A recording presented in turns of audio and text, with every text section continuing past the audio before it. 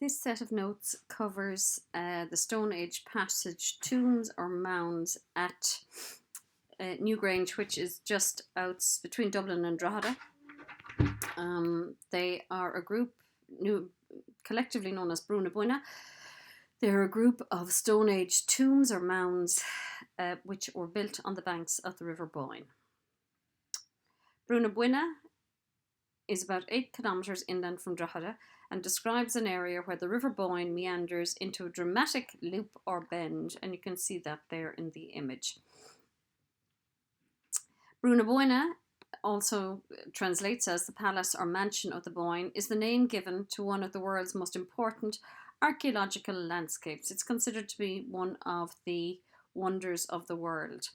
Today, about 40 mounds, there are 40, the ones we talk about are the main ones, but there are about 40 that can be seen within this complex. But it's predominantly dominated by the three great passage tombs of Knowth, Dowth and Newgrange. And just to draw your attention there to the top, underneath the heading Neolithic Ireland, you can see there are 2 short links, video clips, which I'd like you to watch. It gives a very good explanation and viewing of the tomb Newgrange. So why did the Neolithic people, the New Stone Age people, choose this area to build so many of these mounds? There had to have been a reason. It just didn't happen by accident. The predominant reason, we believe, was its proximity to the river. There was no motorways, there were no roads. The River Boyne would have been the main means of transporting goods. And we believe that that's why they chose where they did. The river must have been an essential resource for these newly emerging farming society. Don't forget, these were the farmers now. There were the hunters. They had stopped with their nomadic lifestyle and they had begun to settle down, raise farms, grow crops. The Boyne, acting almost like a Neolithic motorway, provided transport and communication. However, it also served as a fresh water source for cleaning and drinking, and for fishing, of course, as a source of food. The Boyne Valley provided an excellent environment, that area, it's very fertile soil, for these settlements to acquire the wealth, skills and workforce that enables these early inhabitants to construct the monuments that they did. So we're going to call it a passage tomb for now, because we're calling it a tomb because the remains there were human remains found within it, obviously buried, created remains. So we know it was considered to be a tomb, somewhere that people were buried. It is also, these tombs are also referred to as mounds, passage mounds or passage tombs. Passage because it was a passage within them, a tunnel, a corridor, so to speak. But we also call them a mound because we believe that they were more than tombs. They were more than just burial places. We believe that they were used for other ceremonial purposes. The majority of these monuments or architectural features are known today as passage tombs. They are so called because the structure consists of a narrow passage ending in a small chamber where human remains were found. The passage and the chamber is then completely covered in a cairn, which is a circular mound of small stones. The cairn is then enclosed at the base by a series of hugely large slab stones known as curbstones or orthostats. There are 40 known passage tombs in Bru Na Boinne area, which includes Knowth, Newgrange and Dowth. Those 3 dominate 37 smaller satellite tombs. However, these monuments were not all built at the same time.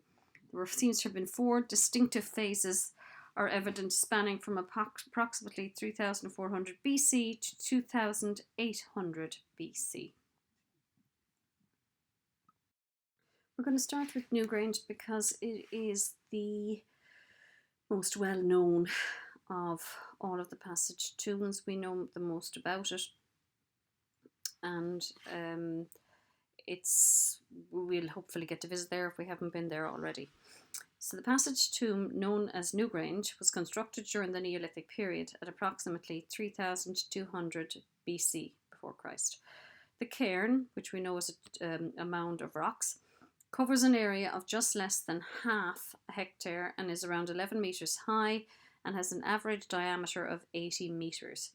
The cairn is encircled by 97 curbstones, and a further 450 similar stones make up the passage and the chamber structure inside. The front section, which has now been restored, is faced with a white quartz wall randomly interspersed with sea-rolled granite boulders. You'll have seen that on the video. The passage inside the tomb faces towards the southeast. It's 19 metres long and it's lined with orthostats, large, big stones called orthostats. There's 21 of these orthostats on the right and there's 22 on the left. Some of these orthostats have stone carvings, particularly the three circles, the Triskel style, that's halfway up on the left-hand side. At the top of this 19-metre passage is a cruciform-shaped area which has three, obviously because it's cruciform, has three different chambers. Within the chambers are what we call stone basins, and it was in these, which are large stone slabs that were hollowed out to kind of form a bowl shape. It's within those stone basins that the cremated remains of bodies and artifacts were found. Where was I?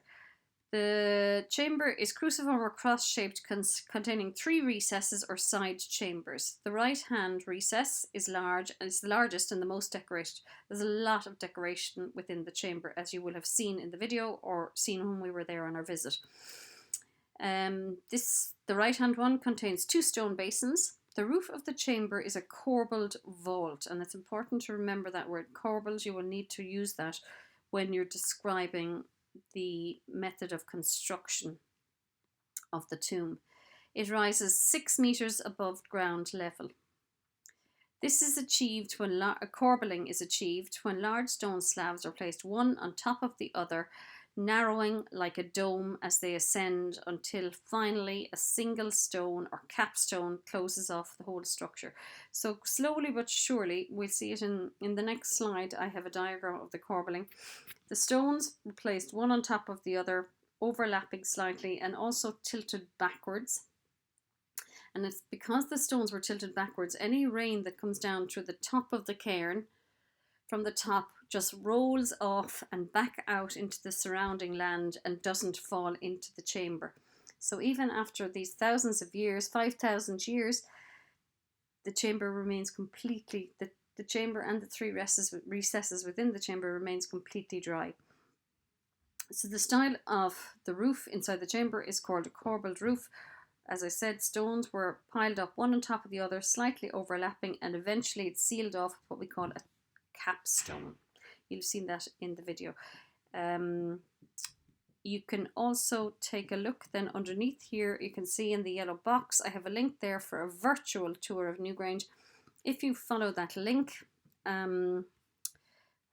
if you follow the link, Voices from the Dawn, it brings you to that website, and they have the facility on that website where you can actually navigate your way through Newgrange yourself. So take another look at that. Go into the main chamber, have a look up, have a look down, have a look at the three recesses. This slide then shows us two sketches of the passage tomb or mound at Newgrange. This one, the top one, as you can see, is the plan, and that's easy enough to replicate, because you will need to replicate it if this question comes up for you. Don't forget, we said there's 92 curb stones, and you can see the numbers are named there. There's 92, 80, and so on. That's what the numbers around the perimeter, the curb stones of Newgrange are. The passage is clearly marked out, as is the chamber with the cruciform shaped recesses. That's the top drawing. The second drawing is a side profile of the passage, the 19-meter passage, as it goes along and finally culminates in the chamber at the top. You can see it's a good example of the corbelled roof of the chamber, which rises, as we said, upwards, and it also shows the orthostats that line the passage which comes up to the top of the chamber. You need to know both of those sketches. The Stone Age tends to come up very frequently in the art history, Leaving Cert art history exam. Some would say it comes up every second year. You can't guarantee that, but it does come up very often. And when it does, Newgrange is usually one of the artefacts you'll have to discuss, along with the dolmens and the court cairns. But Newgrange, because we know so much about it, really, it's probably one of the Neolithic artefacts that we actually know most about. If that does happen, you will be required to answer part of the question. You will be asked, I've never seen a question where this wasn't asked, about the construction, and we talked a little bit about that already. The corbelled roof, the passage, the orthostats in the passage, but we'll go back to that in a little while. The log rolling, we've mentioned log rolling when we talked about how dolmens were made. This is the same principle. We understand, or at least we think we understand, that is how that these Neolithic people would have moved these huge stones that they used to build these artefacts. What also will come up is you will be asked, what type of materials did they use and where did they get them from? What do we know about it? And what's very interesting about Newgrange is that there are so many mounds there, and passage tombs and mounds and artefacts that were built by the Neolithic people. But they didn't, you would have expected they would have picked there because maybe that there was a natural resource there of the rock. They didn't. They transported these ginormous rocks from other places, brought them along the river, and then log rolled them to where they wanted them to be in this Boyne Valley area. So that's of huge. They went to an enormous amount of effort to create these passage mounds where they did. And great effort, I'm just going to read what it says here now. Great effort and time was needed for the planning, gathering of materials and construction of these monuments. This is evident from the vast distances that the Neolithic builders travelled to acquire the particular types of stones that they wanted. We don't know why they picked those stones. We don't know why they travelled to get them. Why they were so special to them, why they felt they needed to be used, but they did. The majority of structural stones, the majority of the stones that were used in the Boyne Valley tombs are grey wacky. This type of stone is quarried in the Clogher Head area, which is north of Drogheda. We imagine then it would have been shipped along the sea and then the river, up the River Boyne, and then finally log rolled from a docking point on the River Boyne up to the construction area at Newgrange. So they're the majority of the stones.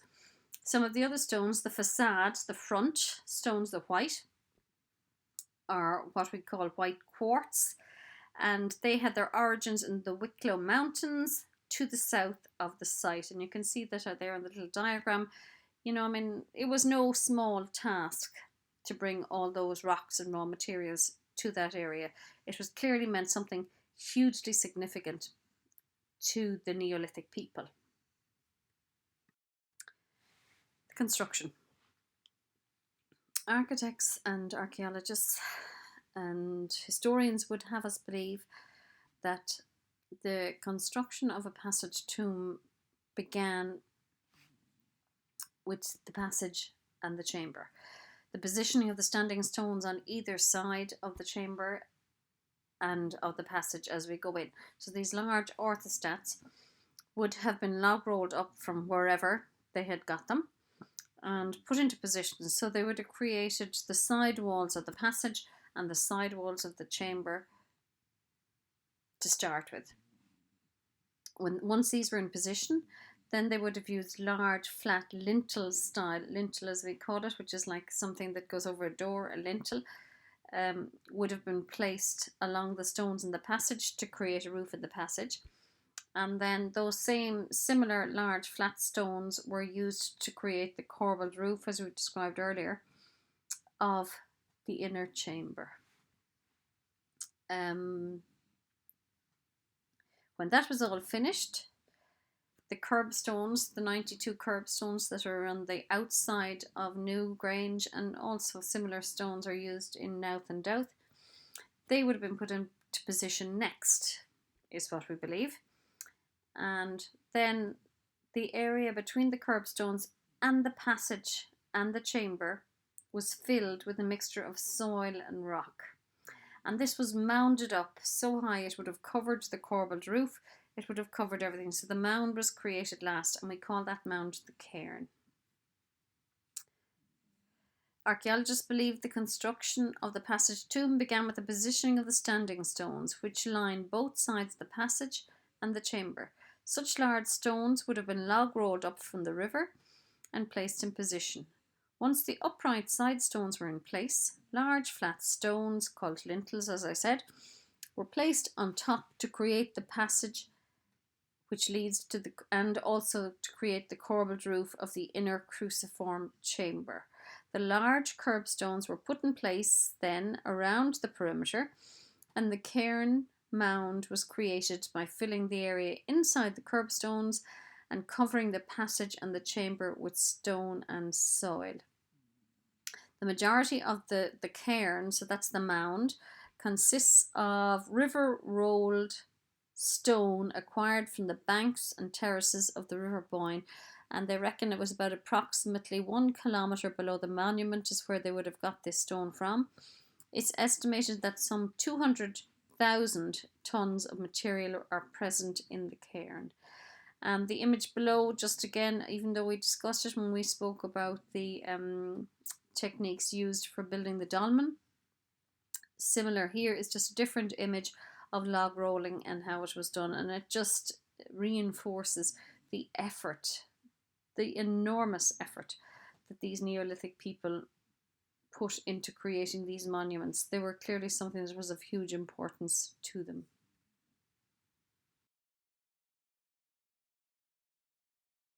So what were the functions of these incredible structures that the Neolithic people would have built at much effort to themselves? Well, we don't know really is the answer. We do know that human remains were found in them. We know that artifacts were found in them, you know, beads and different things. In all of the tombs, the different things have been found in addition to human remains, cremated human remains. So we do know, what we do know for definite is there were tombs. Deceased members of their society were found, the remains are found within these tombs. We do believe they were possibly used for other ceremonial purposes, but for definite we know they were tombs. Now I'm sure we can only imagine that these tombs that took so much effort, that one would have had to have been of very high status within the society to have their remains buried in there. They weren't just ordinary people. So they were for their kings, their chieftains, the people that they revered, I suppose. So we know for definite that's one of the functions. Generally, Newgrange is referred to as a tomb, since cremated remains were deposited into the stone basins within the recesses of the chamber. Excavation at Newgrange revealed the remains of 5 individuals. Several artefacts were also found in the chamber, for example, polished stone balls, stone and bone pendants, and perforated stone beads. And we do know from other sources that Stone Age people tend to bury precious objects with their loved ones or the people that they were burying, who we thought.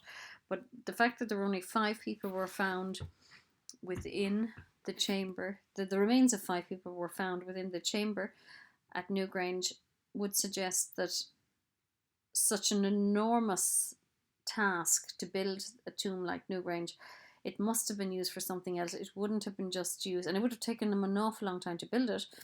Wouldn't have just taken place to be a burial marker, so to speak, of just 5 individuals.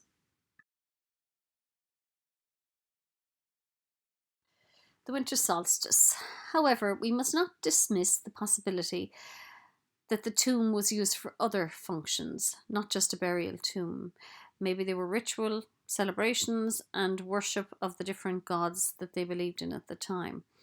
The monument may have been a focal point for any number of social gatherings and religious ceremonies.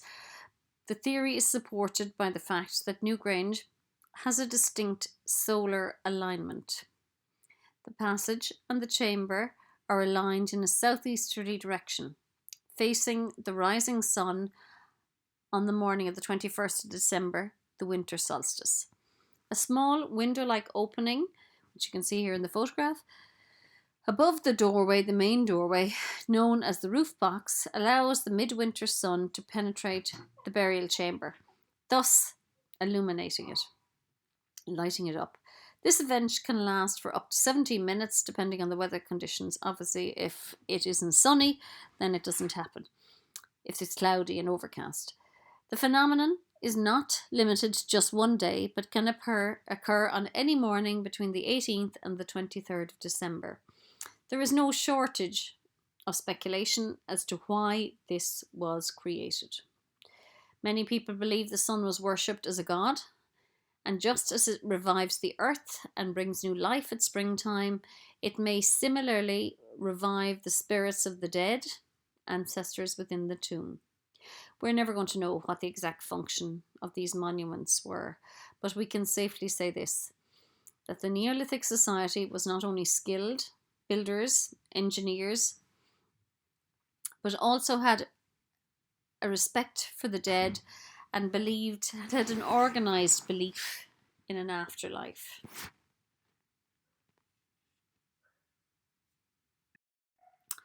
The art and decoration we find on a lot of the stones and the artefacts in Newgrange and in Bru Na Boinne gives us a great insight into the type of decoration of the Neolithic people. Neolithic art is one of the most mysterious and discussed aspects of the Bru Na Boinne complex.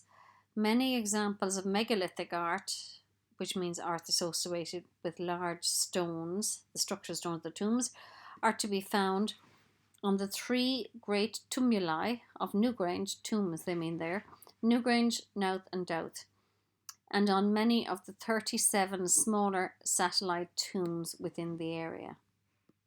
The type of the Neolithic art we're talking about generally consists of a series of geometric and abstract style motifs or patterns, which are picked or incised onto the surface of the stones, usually using another sharp stone.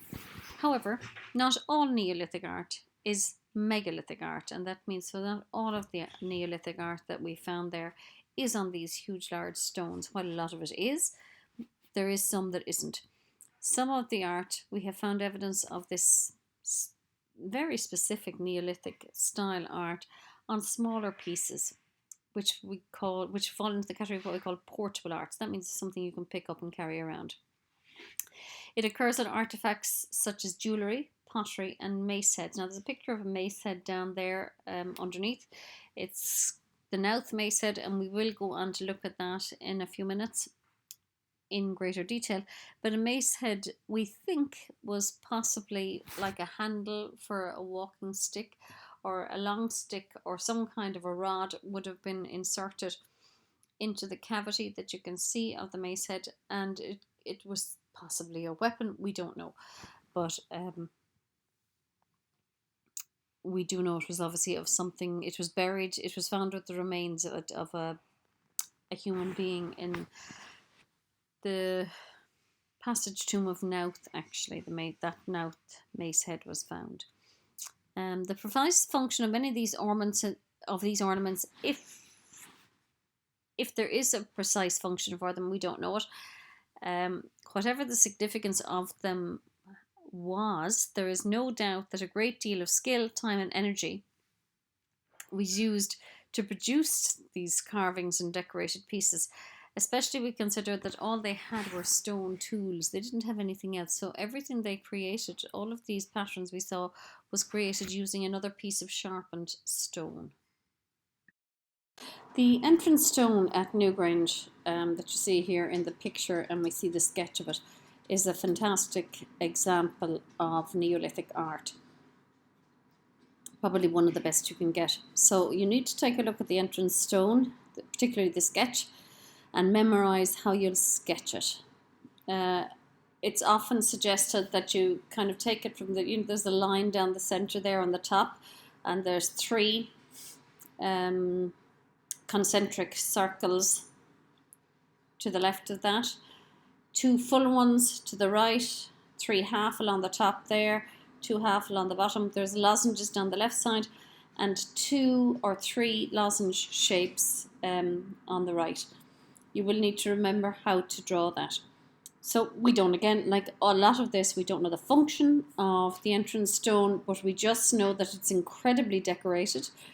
It would have taken a long time to accomplish such a piece. It's placed before the entrance, almost blocking the entrance into the tomb, just beneath the light box. And we feel it must have been of huge importance to have such a highly decorated stone. The stone itself would have been decorated in, we believe, mainly 2 different techniques. One which is called incision, which is kind of where you draw with the pointed implement, which would have been a stone of some sort, along the surface, scratching or etching out. So you're digging down in to the stone to create the decoration. The second one we use is either called picking or pocking, and that's where it involved using an instrument again with a sharp point, probably a rock, but where you're chiseling out to create the a raised area around it to create the decoration. What have I said there? This incision is the drawing of a pointed implement along the surface of a stone, scratching or etching out designs. And picking or pocking, this is where this was the predominant technique used by most of the artists and most of the artwork that we see in Bru Na Boinne. And it involved using a sharp point, possibly of a stone called flint or quartz, and holding the implement, the stone implement, like a chisel or a punch, and hammering out the designs onto the surface of the stone. So that would cover technique when you're asked about it. This slide shows curbstone 52 in Newgrange, and it's remarkable because it's the most decorated curbstone at the Newgrange passage mound. So you can see the sketch of it above there. Again, it's an excellent example, in fact, of Neolithic art and Stone Age carving. Interestingly enough, the triskel, or the concentric circles as we call them, is a uniquely Irish form of Neolithic art. We get a lot of the zigzags and the half circles and the lozenges and all that in other European countries, but the triskel seems to be something that was unique to Ireland. The decoration on the stones in the Boyne Valley, the Neolithic art on the stones, I suppose I should say, in the Boyne Valley or in Bru Na Boinne, really falls into 2 different categories. There's a rectilinear style that you can see there, chevron, zigzag, lozenges. Lozenges are kind of diamond shapes. A star shape or a radial shape, which we see on curbstone 52. Offset or comb design, and we see parallel lines, and we often see just straight lines like you do on the entrance stone of Newgrange. The other category really is curvilinear, and that's again like what it sounds like. It's curved lines, and particularly don't forget the spirals, the circles. There's a kind of a serpent form, they call it. It's that kind of undulating sort of a line, and that basically they're just words that you really need to become familiar with when you're describing the Neolithic art and decoration. I want to take a look now at the other passage tombs or passage mounds in Bru Na Boinne. We've discussed Newgrange already, and most of the information that you will be writing about in a question will be about Newgrange.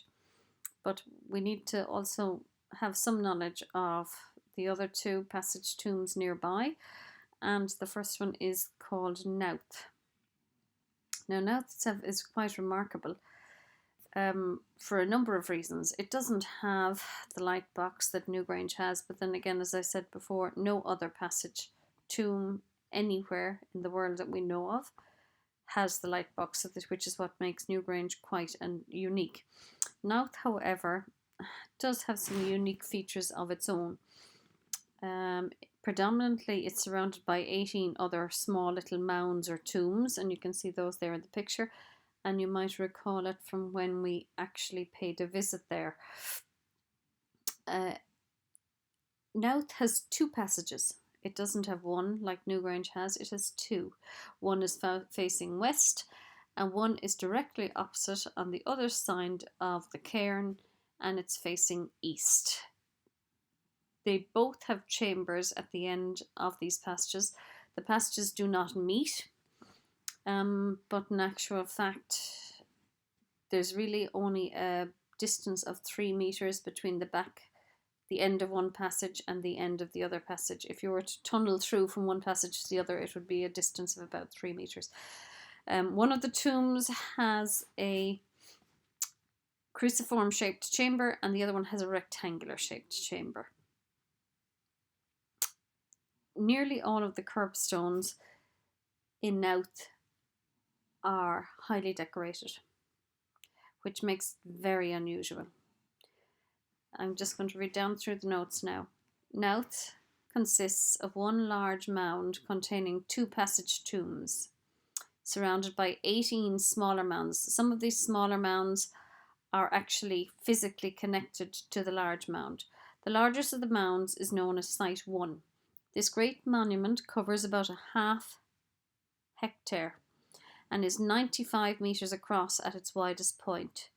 Around the entrance to the tombs are settings of unusual stones such as quartz, granite and banded stones. Smaller tombs, some of which are connected to the large tomb, cluster around the great mound. The tombs themselves, there are 2 separate passages within the large mound. One with an entrance facing approximately east, and the other with an entrance facing approximately west. The tombs are not connected, though the distance between the back of the eastern tomb and the back of the western tomb is only 3 meters. We'll talk about the eastern tomb first. The eastern tomb at Knowth consists of a long passage leading into a chamber with 3 side recesses and a beehive-shaped roof, so a little bit like the corbelled roof in Newgrange, built by corbelling. Not quite so high. The passage is over 40 metres in length, and the capstone of the chamber roof is 6 metres above the floor. Each of the 3 recesses within the chamber contains a stone basin, similar again to Newgrange, and held the remains of dead human beings, cremated remains. Now, the western tomb, or the western, which is accessed to the western passage on the directly opposite the eastern passage on the Knowth tomb. The western tomb would originally have been over 34 metres in length, so it's very long. It's a narrow passage that bends to the right about 3/4 of the way into the tomb. Just after the bend, there is a sill stone, and after that, the passage narrows to a width of just 40 centimetres. The passage then widens again and finally forms a rectangular shaped chamber, which is about 2 metres in height and is roofed with a single huge long stone of 2 metres in length.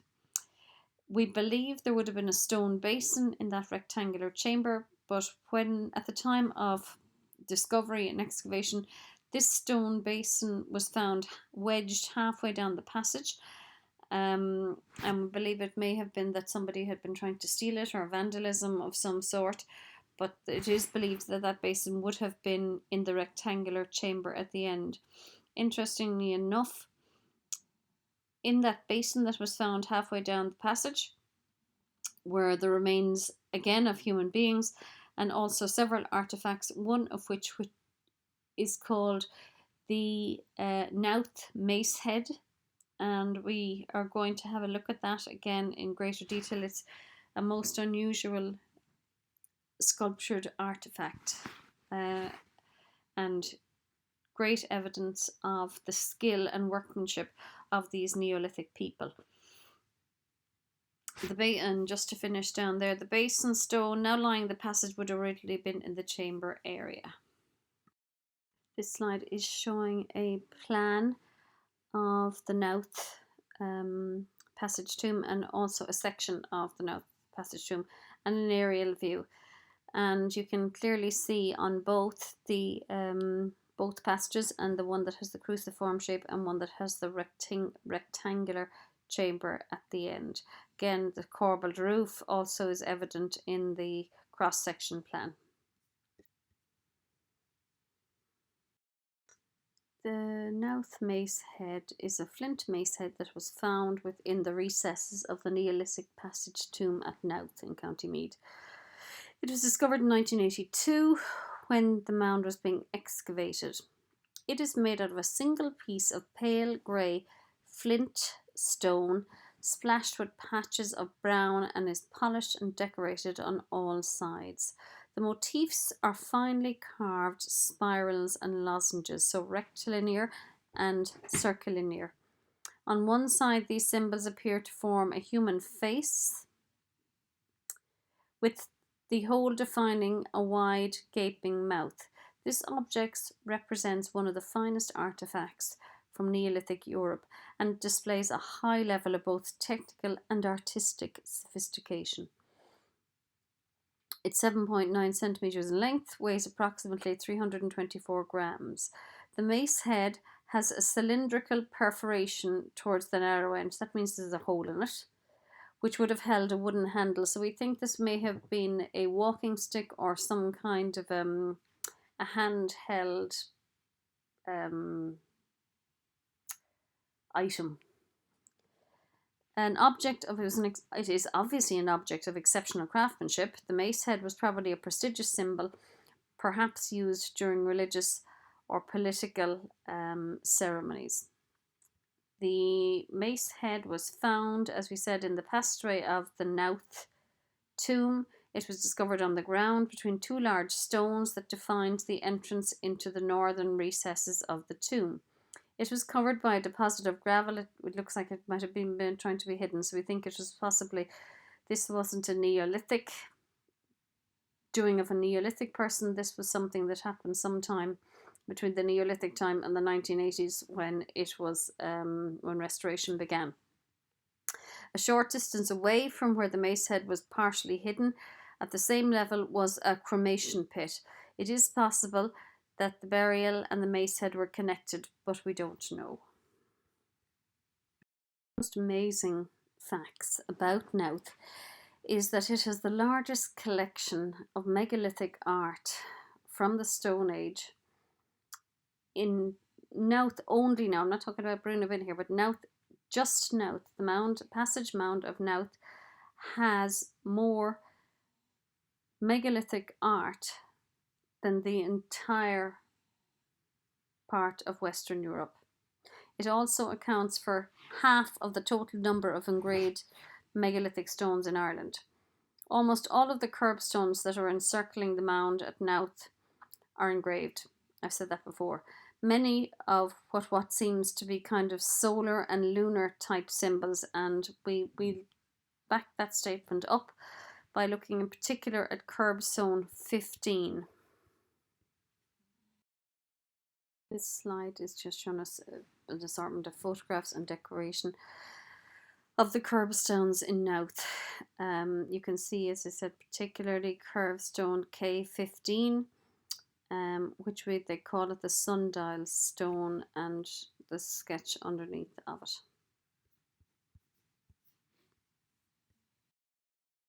And finally, we are going to look at Dowth, the third of the main passage tombs in the Bru Na Boinne collection.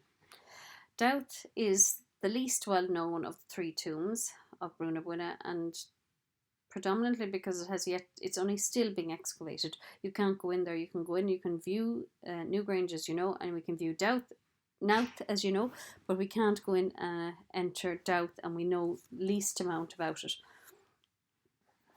Although it's as large as Newgrange and Knowth, it has not been excavated in recent times. Like the other monuments, it was built over 5,000 years ago.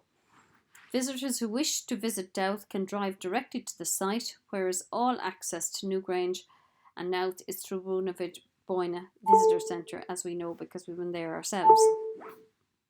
The mound of Dowth appears quite overgrown and neglected in comparison to the well-tended appearance of the other monuments.